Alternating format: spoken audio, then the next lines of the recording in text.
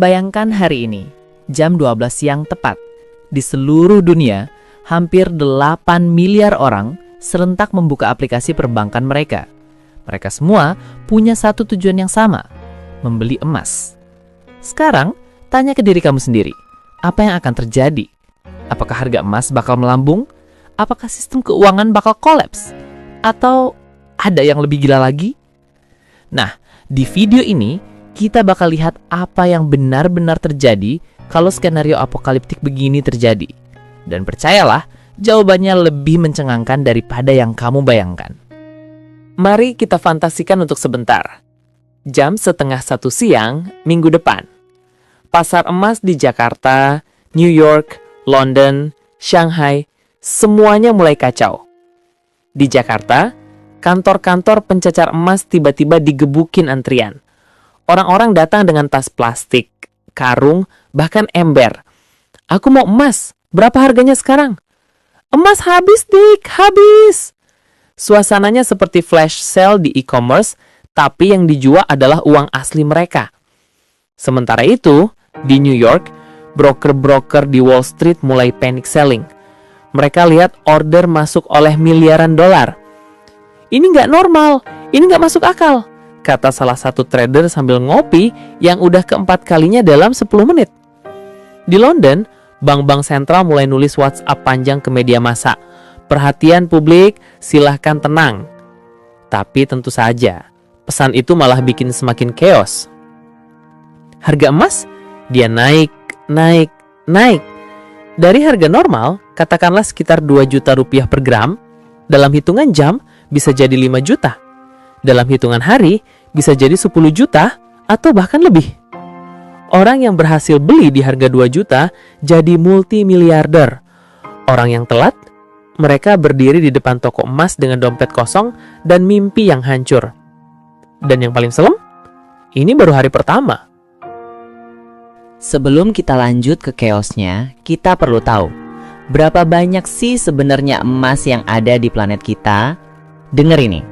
Sepanjang sejarah manusia dari ribuan tahun silam sampai hari ini, semua emas yang pernah ditambang dan masih ada di dunia itu, kalau dikumpulkan dalam satu tempat, akan membentuk kubus dengan ukuran kira-kira 22 meter persegi.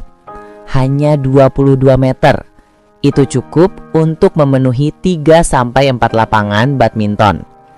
Sekarang, dibanding dengan jumlah uang yang beredar di dunia, ini seperti membanding 1 sendok teh dengan kolam renang Olimpik. Untuk lebih jelasnya, emas yang beredar itu baru sekitar 200-210 ribu ton. Sementara uang tunai yang beredar di dunia lebih dari 2 triliun dolar.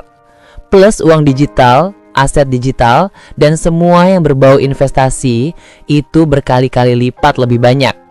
Jadi kalau semua uang itu mau ditukar jadi emas di dunia nggak cukup. Tidak cukup sama sekali. Nah, di sini kita masuk ke ekonomi dasar. Ada hukum yang namanya supply dan demand. Gampangnya, kalau barang langka dan banyak orang mau, harganya naik gila-gilaan. Kalau barang banyak tapi sedikit orang mau, harganya jatuh. Emas itu barangnya sudah langka. Terus kalau tiba-tiba semua orang mau beli emas, supply-nya tetap sama, gak berubah.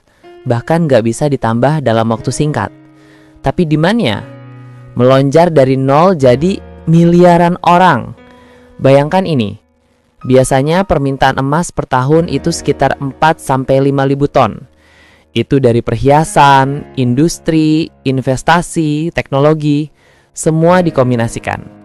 Tapi kalau 8 miliar orang tiba-tiba pengen membeli emas, dalam hitungan hari, demand bisa jadi ratusan ribu ton.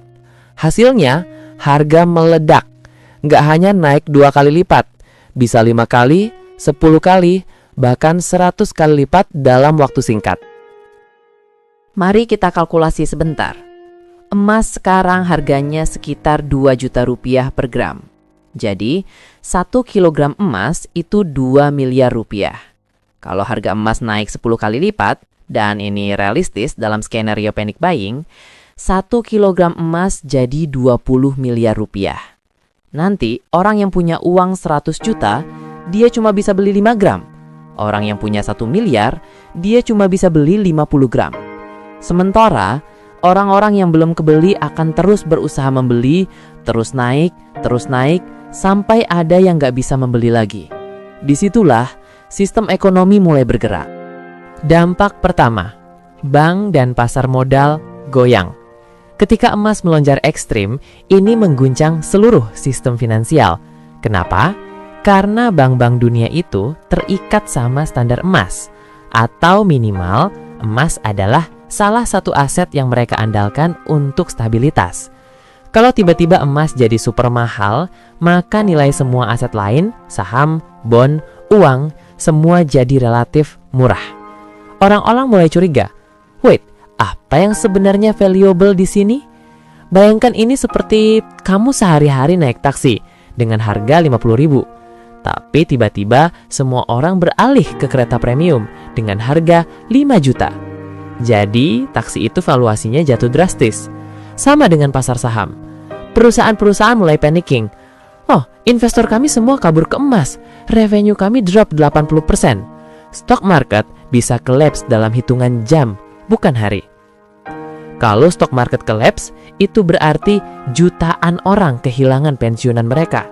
Investor kehilangan portfolio mereka. Startup kehilangan dana. Ekonomi berhenti bergerak. Dampak kedua, perdagangan fisik jadi mimpi buruk. Sekarang bayangkan logistik. Emas itu berat, sangat berat. Kalau 8 miliar orang setiap satu ingin beli 1 gram emas aja, itu 8 juta ton. Berapa transportasi emas yang ada di dunia? Nggak cukup. Armada pesawat kargo? Nggak cukup. Kapal kargo? Nggak cukup.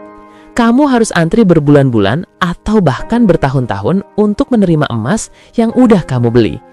Ini menciptakan situation yang absurd. Orang sudah bayar uang buat emas, tapi nggak bisa terima fisiknya. Orang lain jadi ingin nukir uang mereka jadi barang lain. Sistem perdagangan jadi chaos. Oh, dan penipuan booming. Banyak calo-calo yang jual emas palsu. Karena emas asli udah nggak ada, orang mulai jual kuningan, logam kuning lainnya, bahkan cat kuning. Seriusan. Dampak ketiga, negara-negara kuat jadi lebih kuat. Sekarang masuk ke level geopolitik. Negara-negara yang punya cadangan emas terbesar, Amerika Serikat, punya sekitar 8.000 ton, Jerman, Italia, China, India, mereka jadi the most powerful entities di dunia. Kenapa? Karena setiap emas yang mereka punya sekarang nilainya miliaran dolar. Mereka bisa kontrol pasar, mereka bisa bikin policy, yaitu hanya negara kamilah yang bisa jual emas. Dan harganya kita yang tentukan. Negara-negara kecil atau negara yang nggak punya cadangan emas besar, mereka tersingkir, ekonomi mereka collapse, mereka nggak bisa bersaing. Dampak keempat, masyarakat biasa jadi korban. Dan di tengah-tengah semua kekacauan ini, siapa yang paling menderita? Orang-orang biasa. Kalau investasi emas mereka mendadak jadi hyper valuable, kedengarannya bagus. Tapi problem, mereka nggak bisa jual atau tukar dengan harga itu. Orang yang bisa beli adalah orang-orang sangat kaya atau negara. Masyarakat kelas menengah, mereka terjebak. Uang mereka ke emas. Tapi sekarang emas nggak bisa dipakai buat makan, buat membayar tagihan listrik, atau buat apapun yang praktikal. Sementara harga barang-barang lain, makanan, bahan bakar, properti, semua naik karena inflasi gila-gilaan. Mengapa? Karena uang di masyarakat sudah nggak stabil nilainya. Jadi di sini terjadi ironi. Orang-orang yang berpikir mereka jadi kaya karena emas sebenarnya jadi semakin miskin karena tidak bisa beli kebutuhan sehari-hari. Alasan pertama, nggak semua orang punya uang.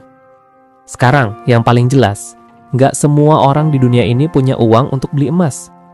Dari 8 miliar orang, berapa banyak yang tinggal di negara berkembang dengan pendapatan kurang dari $5 sehari? Miliaran. Mereka sibuk mikir gimana caranya makan, bukan gimana cara beli emas. Jadi skenario di mana 8 miliar orang serentak beli emas, itu udah mustahil dari awal, karena murni dari segi daya beli, nggak ada uang. Alasan kedua, mindset investasi itu beragam. Kedua, mindset orang terhadap investasi itu sangat berbeda-beda. Ada orang yang percaya kripto, ada orang yang cenderung ke saham, ada orang yang pilih real estate, ada orang yang mau tabung saja di bank karena itu lebih aman. Ada orang yang nggak peduli sama investasi, mereka cuma mau uang tunai. Tidak ada satu waktu di mana semua orang berpikir sama. Bahkan kalau ada YouTube video viral yang bilang, beli emas sekarang sebelum terlambat, masih banyak orang yang akan komen, itu scam, atau aku prefer saham kok. Jadi, koordinasi mental untuk membuat 8 miliar orang melakukan hal yang sama, itu lebih susah daripada membuat peace di Timur Tengah. Nggak maksud ngejudgment, tapi ini realistik. Alasan ketiga, batasan fisik dan logistik. Emas itu pada dasarnya adalah objek fisik yang harus dipindah-pindahkan. Kalau semuanya serentak ingin membeli, maka semuanya juga akan serentak ingin menerima emasnya. Tapi supply chain untuk emas itu sangat limited. Bank-bank punya vault yang capacity-nya terbatas. Manufacturer yang bisa mengecil membesarkan gold bars itu terbatas. Hasilnya, sebelum bubble bisa meledak, sistem itu udah akan overload secara fisik. Akan ada bottleneck yang massive. Orang-orang akan realize, wait, aku udah pesan 1 gram gold 3 bulan lalu dan belum diterima juga. Aku batalin aja deh. Dan dengan begitu, bubble akan deflate dengan sendirinya. Alasan keempat, pemerintah dan bank sentral tidak akan diam saja. Kalau mereka lihat bubble emas sedang terbentuk dengan kecepatan gila-gilaan, mereka akan keluarin regulasi atau aturan baru. Mereka bisa, pertama, membatasi jumlah emas yang boleh dibeli per orang per hari. Seperti ketika pandemik, orang nggak boleh beli beras berlebihan. Kedua, mereka bisa menerapkan pajak yang sangat besar untuk transaksi emas. Setiap kali kamu beli emas, 50% dari pembelian itu adalah pajak. Tiba-tiba orang akan berpikir ulang. Ketiga, mereka bisa keluarkan stimulus uang baru atau policy interest rate yang membuat investasi lain jadi menarik lagi. Mereka bisa bilang, kami akan raise interest rate di bank jadi 10%. Jadi kalau kamu taruh uang di bank, kamu dapat return yang besar. Kenapa harus emas? Keempat, dalam kasus ekstrim, mereka bisa melakukan gold confiscation, seperti yang dilakukan pemerintah AS di tahun 1930-an. Mereka bisa bilang, oke, mulai sekarang semua emas privat harus ditukar ke pemerintah dengan harga yang sudah ditentukan pemerintah. Kalau enggak, itu ilegal. Dan boom, semua emas balik ke pemerintah, bubble deflate instantly. Jadi basically sebelum skenario apokaliptik bisa terjadi, kekuatan yang terkoordinasi akan masuk dan stop itu skenario. Jadi, balik ke pertanyaan awal, apa yang terjadi kalau semua orang beli emas? Jawabannya adalah, ekonomi akan jadi complete chaos. Sistem finansial akan kolaps, dan ironically, orang-orang yang berpikir mereka jadi kaya dengan emas justru akan jadi semakin miskin. Tapi, ini tidak akan pernah terjadi. Bukan karena orang-orang itu bodoh atau tidak cukup cerdas untuk koordinasi. Ini tidak akan terjadi karena sistemnya yang tidak mengizinkan. Sistem ekonomi modern itu, pada dasarnya, adalah sebuah titik keseimbangan yang rapuh. Dia bekerja karena semua orang tidak melakukan hal yang sama pada waktu yang sama. Kalau semua orang melakukan satu hal yang sama, sistemnya stop bekerja. Dan di situ ada pelajaran yang sangat penting untuk kita semuanya. Emas itu penting, emas itu bernilai, tapi emas bukan jawaban untuk semua orang. Dan kalau semua orang punya tujuan yang sama, entah itu beli emas, atau beli properti, atau beli Bitcoin, justru itu yang akan membuat sistem itu berhenti bekerja. Keberagaman adalah kekuatan ekonomi, keragaman berpikir, keragaman dalam berinvestasi, dan keragaman tujuan, itu yang membuat semuanya tetap stabil dan terus maju. Jadi, lain kali kalau ada yang bilang kamu harus beli emas, ingat video ini. Kamu boleh beli emas, tapi jangan beli emas karena semua orang beli. Beli emas karena kamu sendiri merasa itu adalah pilihan yang tepat untuk situasi kamu.